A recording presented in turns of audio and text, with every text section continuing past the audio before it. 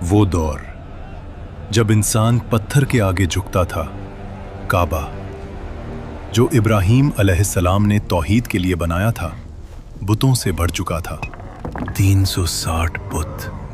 लोग कहते थे, हम इनकी इबादत सिर्फ इसलिए करते हैं कि ये हमें अल्लाह के करीब कर दें। पापा, क्या हम कुछ खेलेंगे? बेटियों को जिंदा दफन किया जाता था। कुरान ने बाद में उस मंजर को यूं बयान किया, और जब जिंदा दफन की गई लड़की से पूछा जाएगा किस गुनाह में उसे कत्ल किया गया, शराब फक्र थी, जुल्म ताकत था, खून रेजी रिवायत थी, कोई कानून नहीं, कोई रहनुमा नहीं। फिर इसी अंधेरे में एक नूर पैदा हुआ। न वालिद का साया, न दौलत, न लश्कर, और फिर भी उनका रब उन्हें पूरी कायनात का रहनुमा बनाने वाला था। वो कभी भी बुत के सामने नहीं झुके, कभी झूठ नहीं बोला।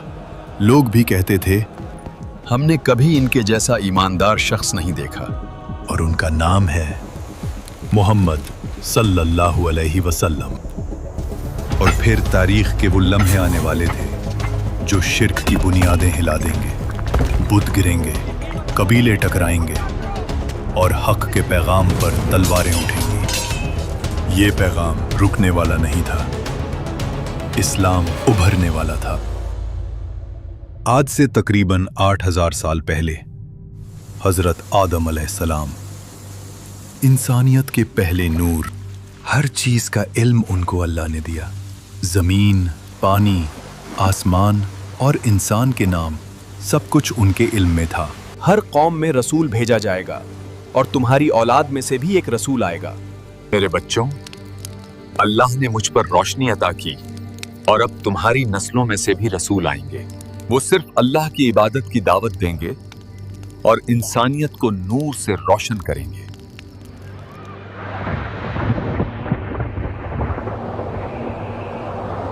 आखिरी नबी से लगभग 4300 साल पहले अल्लाह ने हजरत नूह अलैहिस्सलाम को इंसानियत के लिए भेजा। एक वक्त जब लोग शिर्क और बुराई में डूब गए थे और सिर्फ कुछ लोग ही सच का पैगाम सुनने को तैयार थे। सिर्फ अल्लाह की इबादत करो और इस शिर्क से बाज आ जाओ।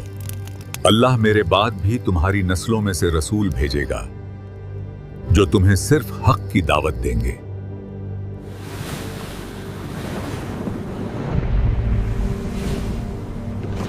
आखिरी नबी से लगभग 2600 साल पहले दुनिया फिर शिर्क में डूब चुकी थी। बुत, सितारे, चांद, सूरज, सबको माबूद बना लिया गया था। और उस वक्त अल्लाह ने भेजा इब्राहीम अलैहिस्सलाम को।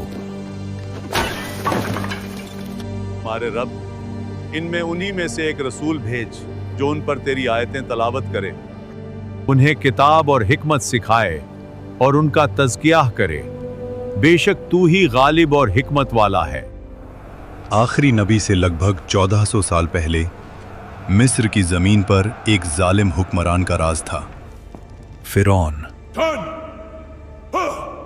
और उस जुल्म के अंधेरे में अल्लाह ने भेजा मूसा अलैहिस्सलाम को। और फिर मूसा अलैहिस्सलाम ने अपनी कौम को बताया, अल्लाह तुम्हारे लिए तुम्ही में से रसूल उठाएगा, तुम उसकी बात सुनना। आखिरी नबी से लगभग 600 साल पहले बनी इज़राइल में फितना, रिया और तहरीफ फैल चुकी थी। और फिर अल्लाह ने एक निशानी भेजी, हजरत ईसा अलैहिस्सलाम। मैं तुम्हारी तरफ अल्लाह का रसूल हूँ, तौरात की तस्दीक करता हूँ जो मुझसे पहले आई, और एक रसूल की बशारत देता हूँ जो मेरे बाद आएगा, जिसका नाम होगा अहमद, और वो आखिरी नबी होगा। यानी मूसा अलैहिस्सलाम की उम्मत को, जिसका जिक्र तौरा में मिला, और ईसा अलैहिस्सलाम ने जिसका नाम लेकर बशारत दी, वो नबी अब आने वाले थे। मुख्तलिफ मजहबी किताबों में कुछ ऐसे इशारे मिलते हैं जिन्होंने ये साबित किया है कि आखिरी नबी की बशारत पहले से मौजूद थी। हमारे खुदा یہوے کی اس مقدس خطاب میں ذکر ہے کہ وہ سینا سے آیا، سیر سے چمکا اور فاران کے پہاڑوں سے جلوہ گر ہوا۔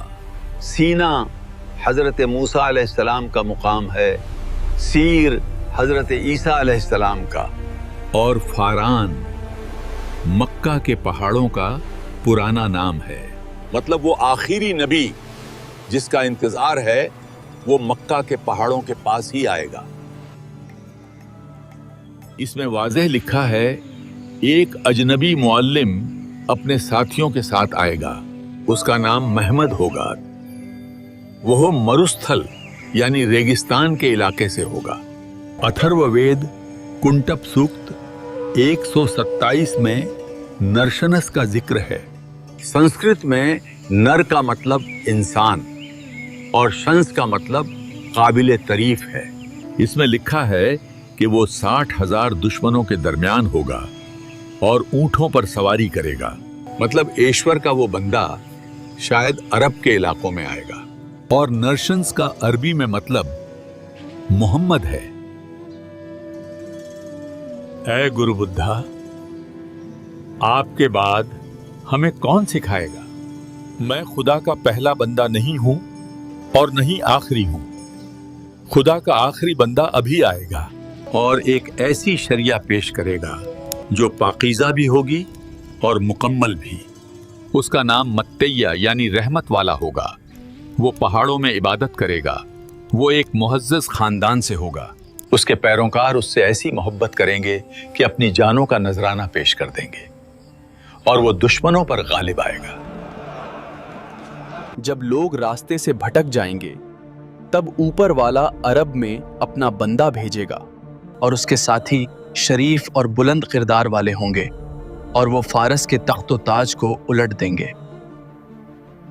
آخری نبی سے 1 سال پہلے مکہ، پہاڑوں سے گھرا ہوا شہر، ریگستان کی ہوا، اور اس شہر کے بیچوں بیچ کعبہ، وہ گھر جو ابراہیم علیہ السلام نے توحید کے لیے بنایا تھا، لیکن اب اس کے گرد 360 بت کھڑے تھے۔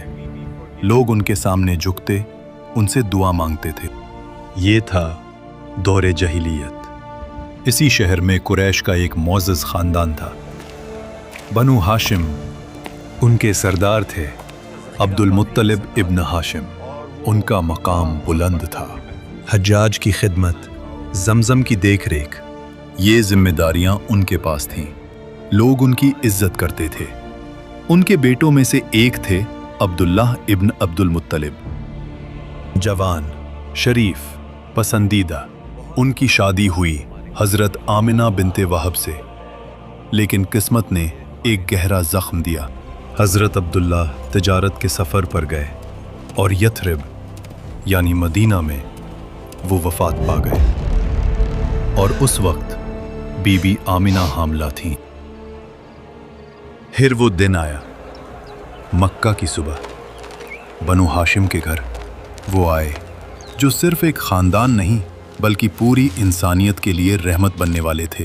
نہ ان کے سر پر باپ کا سایہ تھا، نہ دولت کا ڈھیر، نہ سیاسی قوت۔ بنو ہاشم کا گھر روشن ہو گیا۔ حضرت عبد المطلب نے اپنے گھر والوں اور قریبیوں کو بلایا۔ وہ مسکرائے اور کہا، یہ اللہ کی رحمت ہے۔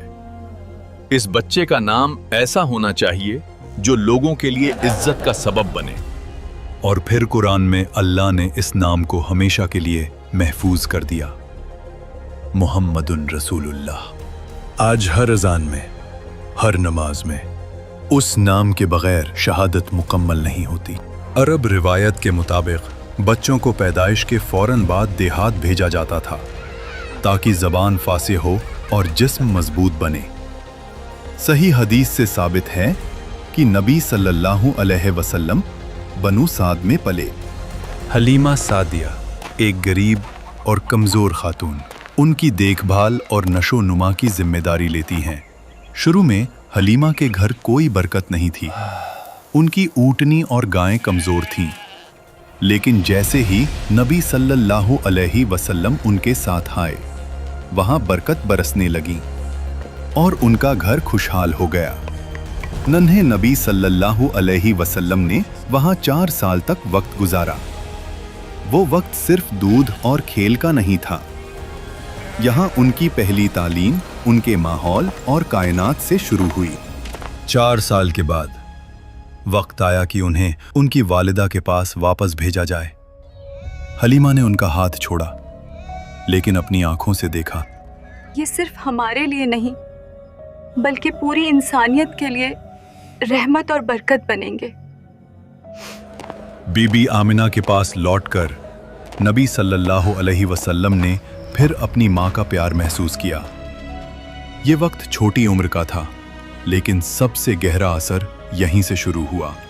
6 साल की उम्र में नबी सल्लल्लाहु अलैहि वसल्लम अपनी वालिदा के साथ सफ़र पर थे, और उसी सफ़र में उनकी वालिदा बीबी आमिना अब्वा के मकाम पर वफ़ात पा गई। रेगिस्तान के बीच नन्हा बच्चा अपनी माँ को अपनी आंखों के सामने दुनिया से रुख करते देखता है। नबी सल्लल्लाहु अलैहि वसल्लम अब माँ के सहारे से भी महरूम हो गए। उनके साथ उम्मे ऐमन रज़ी अल्लाहु अन्हा थी, जो उनकी खादिमा और ज़्यादा हिफाजत करने वाली थीं। वो उन्हें साथ लेकर मक्का ले आए और हज़रत अब्दुल मुत्तलिब के पास ले गए। वक्त गुजरता रहा और नबी सल्लल्लाहु अलैहि वसल्लम अपने दादा के साथ रहने लगे। आप भी हमारे साथ खेलो। फिर कुछ साल बाद 8 साल की उम्र में दादा हज़रत अब्दुल मुत्तालिब का भी इंतकाल हो गया। नबी सल्लल्लाहु अलैहि वसल्लम फिर पूरी तरह से दुनिया के सहारे से महरूम हो गए, लेकिन अल्लाह का सहारा हमेशा साथ था। अल्लाह ने फरमाया, तुम्हारे रब ने तुम्हें न छोड़ा है और ना ही नाराज हुआ है। अब जिम्मेदारी आई हज़रत अबू तालिब यानी उनके चाचा पर। रिवायत में आता है कि अबू तालिब उन्हें अपने बिस्तर पर सुलाते, सफ़र में साथ ले जाते और उनसे गहरी मोहब्बत करते थे। एक रात घर में खाना कम था, बच्चे भूखे थे। हज़रत अबू तालिब ने देखा नबी सल्लल्लाहु अलैहि वसल्लम चुपचाप बैठे हैं। अबू तालिब ने उनकी तरफ देखकर कहा, भतीजे, तुम खाना क्यों नहीं लेते? उन्होंने नर्म आवाज में कहा, चाचा पहले मेरे भाई खा ले। अबू तालिब का दिल भर आया। वो अपनी बीवी फातिमा बिनते आसद से कहते, वल्लाह ये बच्चा अलग है, इसमें एक नरमी है जो किसी और में नहीं। 12 साल की उम्र में हजरत अबू तालिब उन्हें अपने साथ तिजारत के सफर पर शाम ले गए। रेगिस्तान, काफिला, ऊंटों की घंटियां और एक संजीदा खामोश तबीयत जो बाकी बच्चों से बिल्कुल अलग थी। वो छोटी उम्र से ही माहौल को समझने लगे। यह सिर्फ रोजी नहीं थी, यह सब्र की तालीम थी। तन्हाई की आदत थी, लीडरशिप की बुनियाद थी। फिर जवानी में तिजारत शुरू हुई। मक्का के लोग उन्हें कहने लगे, ये अलामीन है, सच्चा, अमानतदार। ये लक़ब वही लोग दे रहे थे जो शिर्क में डूबे हुए थे। फिर एक दिन मक्का में वो लम्हा आता है जब हजरे अस्वद को अपनी जगह रखने का वक्त आया। हर कबीला चाहता था ये शरफ सिर्फ हमें मिले। हजरे अस्वद को हम रखेंगे, यही हमारा हक है, यही ये हमारा हक है। आवाजें तेज हो जाती हैं, तलवारें निकालने तक बात पहुंच जाती है। रिवायत में आता है कि 4-5 दिन तक तनाव रहा, खून बहा देने तक का इरादा हो गया था। फिर एक बुजुर्ग ने कहा, कल सुबह जो सबसे पहले उस दरवाजे से दाखिल होगा उसी को फैसला करने देंगे। सुबह होती है, दरवाजा खुलता है और जो शख्स अंदर आता है वो है मोहम्मद सल्लल्लाहु अलैहि वसल्लम। लोग कहते, ये अलामीन हैं, हम इस पर राजी हैं। नबी सल्लल्लाहु अलैहि वसल्लम ने माहौल देखा, ना गुस्सा ना जल्दी, बस गहरी सोच। फिर फरमाया, एक चादर लाओ।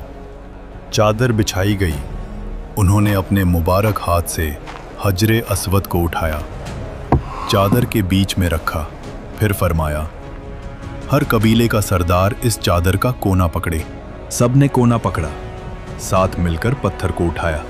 जब जगह तक पहुंच गए, नबी सल्लल्लाहु अलैहि वसल्लम ने अपने हाथ से उसे उसकी जगह रख दिया।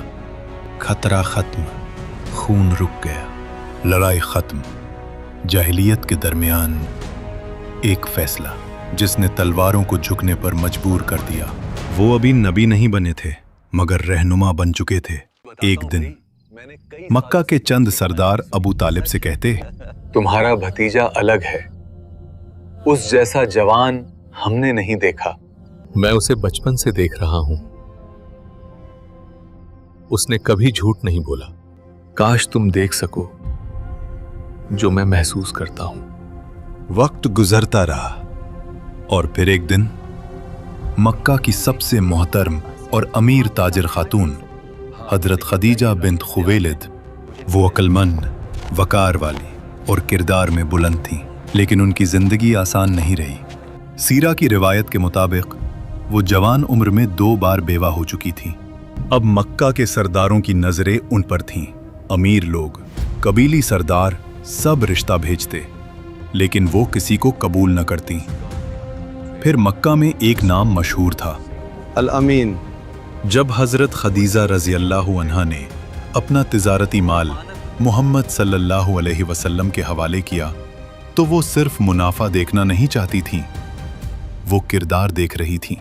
फिर काफिला रवाना होता है और हजरत खदीजा ने उस काफिले के साथ अपना खादिम मैसरा को भी भेज दिया। सफर से वापसी पर मुनाफा आम से ज्यादा था, मगर सबसे बड़ी चीज उनका किरदार। मैसरा ने कहा, मैंने ऐसा सच्चा और पाक इंसान नहीं देखा।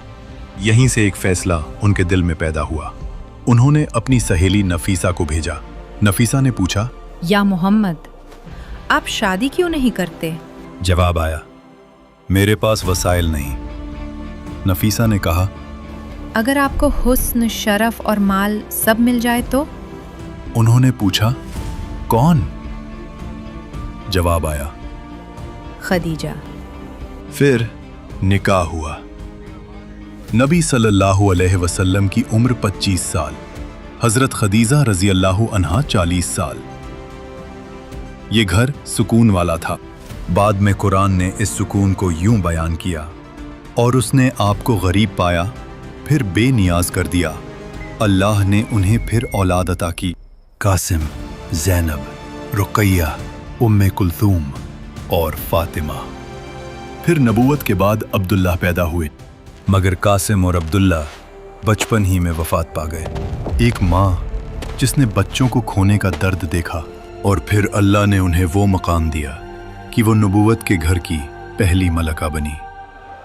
जब नबी सल्लल्लाहु अलैहि वसल्लम की उम्र 35 साल हुई तो मक्का शिर्क में डूब चुका था।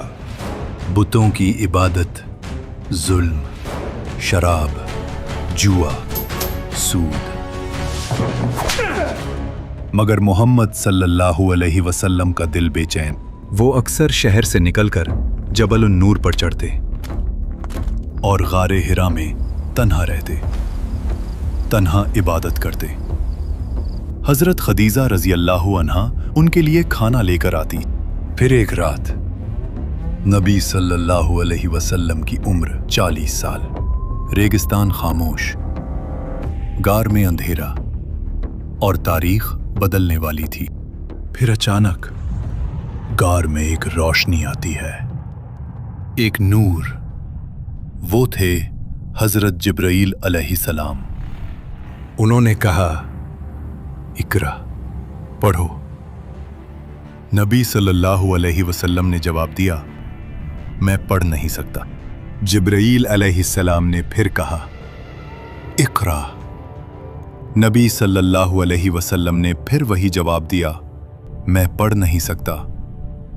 जिब्राईल अलैहिस्सलाम ने तीसरी मर्तबा फिर कहा, पढ़ो। नबी सल्लल्लाहु अलैहि वसल्लम ने बेबस होते हुए कहा, मैं क्या पढ़ूं?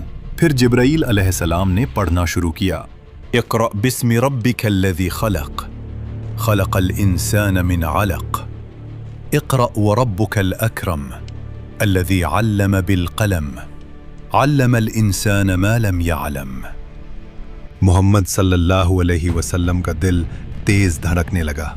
वो घबरा गए, लेकिन रूह में एक सुकून भी महसूस हुआ। वही पहली वही थी, अल्लाह का पैगाम, इंसानियत के लिए नूर का आगाज। रात का अंधेरा, गारे हिरा से नीचे उतरते कदम तेज हुए। घर का दरवाजा खुलता है। मोहम्मद सल्लल्लाहु अलैहि वसल्लम की सांस तेज। वो हजरत खदीजा से फरमाते हैं, मुझे कंबल ओढ़ दो। हजरत खदीजा फौरन कंबल देती हैं।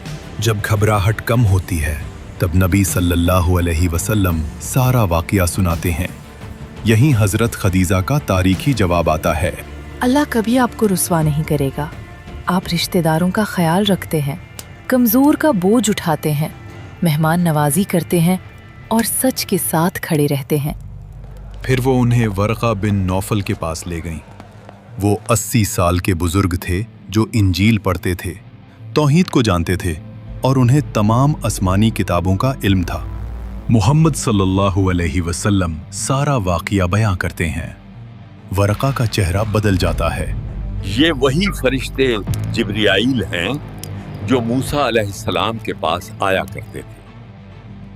काश मैं उस वक्त जवान होता जब आपकी कौम आपको निकाल देगी। मोहम्मद सल्लल्लाहु अलैहि वसल्लम हैरान होकर कहते हैं, वो मुझे निकाल देंगे? पर मैंने तो कभी किसी के साथ बुरा नहीं किया। जो भी ऐसा पैगाम लाया उससे दुश्मनी की गई। कमरे में खामोशी। ये पहली बार था जब मुस्तकबिल का तूफान लफ्जों में बयां हुआ। फिर एक रोज हजरत जिब्राईल अलैहिस्सलाम नबी सल्लल्लाहु अलैहि वसल्लम के सामने जाहिर होते हैं और उन्हें एक वादी ले जाते हैं और कहते हैं, अल्लाह की तरफ से आपको हुक्म आया है, नमाज अदा करो। फिर हजरत जिब्राईल अलैहिस्सलाम ने नबी सल्लल्लाहु अलैहि वसल्लम को वुज़ू का तरीक़ा बताया और नमाज पढ़ना सिखाया। ये नमाज पूरी इंसानियत के लिए रहमत बनने वाली थी। नबी सल्लल्लाहु अलैहि वसल्लम ने नमाज अदा की और फिर वो अपने घर रवाना हो गए। सवाल ये है कि नबी सल्लल्लाहु अलैहि वसल्लम पे सबसे पहले ईमान कौन लाया? हजरत खदीजा रज़ी अल्लाहु अन्हा। उन्होंने बिना एक पल सोचे कहा, मैं गवाही देती हूँ कि आप अल्लाह के रसूल हैं। पहली मोमिना। फिर एक छोटा लड़का, सिर्फ 10 साल का, हजरत अली इब्न अबी तालिब। वो घर में थे। उन्होंने देखा कि नबी सल्लल्लाहु अलैहि वसल्लम और हजरत खदीजा नमाज पढ़ रहे हैं। हजरत अली रज़ी अल्लाहु अन्हु ने पूछा, ये क्या है? नबी सल्लल्लाहु अलैहि वसल्लम ने जवाब दिया, ये अल्लाह का दीन है। हजरत अली ने कहा, मुझे अपने वालिद से मशवरा करने दें। रात सोच में गुजरी। सुबह वापस आए। अल्लाह ने मुझे पैदा किया है बिना अबू तालिब से पूछे, तो मैं अल्लाह की इबादत के लिए उनसे इजाजत क्यों लूं? और फिर उन्होंने इस्लाम कबूल कर लिया। फिर एक आज़ाद किया हुआ गुलाम ज़ैद बिन हारिसा, उन्होंने भी इस्लाम कबूल कर लिया। अब वक्त था उस शख्स का जो इस्लाम का सबसे बड़ा साथी बनने वाला था। हजरत अबू बकर सिद्दीक रज़ी अल्लाहु अन्हु, मक्का के मोहतरम ताजिर, नर्म मिजाज, सादिक। कुछ लोग उनके पास आते हैं और कहते हैं, अबू बकर, तुम्हारे दोस्त मोहम्मद ने अजीब दावा किया है। वो कहते हैं कि बुत कुछ नहीं, सिर्फ एक अल्लाह है। तुम उनके करीबी हो, जाओ उन्हें समझाओ। हजरत अबू बकर का चेहरा संजीदा हो जाता है। वो पूछते हैं, क्या उन्होंने ये कहा है? वो कहते हैं कि उन पर आसमान से वही आई है। हजरत अबू बकर सीधा मुड़कर चल पड़ते हैं। वो मोहम्मद सल्लल्लाहु अलैहि वसल्लम के घर में दाखिल होते हैं और सीधा पूछते हैं, या मोहम्मद, क्या ये सच है जो लोग कह रहे हैं? जवाब आता है, मैं अल्लाह का रसूल हूं। मैं तुम्हें एक अल्लाह की इबादत की दावत देता हूं। बस इतना, न दलील का ढेर, न लफ्जों का बोझ। अबू बकर सिद्दीक रज़ी अल्लाहु अन्हु उन्हें देखते हैं। 40 साल की जिंदगी उनकी आंखों के सामने है। एक इंसान जिसे उन्होंने कभी झूठ बोलते नहीं देखा। और वो फौरन कहते हैं, मैं गवाही देता हूं कि अल्लाह के सिवा कोई माबूद नहीं और आप अल्लाह के रसूल हैं। ये लम्हा छोटा था, लेकिन तारीख के लिए ये एक इनकलाब था। इस्लाम के ये पहले लोग जल्दी ही दुनिया का नक्शा बदल देने वाले थे। तूफान उठने वाला था। मक्का में कत्ल का मंसूबा शुरू हो चुका था। ये मोहम्मद की शायरी है। या अमर, उमर ने भी इस्लाम कबूल कर लिया है। जुल्म की शुरुआत, इस्लाम की पहली अजान। अल्लाहु अकबर, अल्लाहु अकबर। और काफिरों के साथ पहली जंग। लेकिन अल्लाह का मंसूबा चल रहा था और कुछ लोग तैयार हो रहे थे इस नूर के लिए। सब्सक्राइब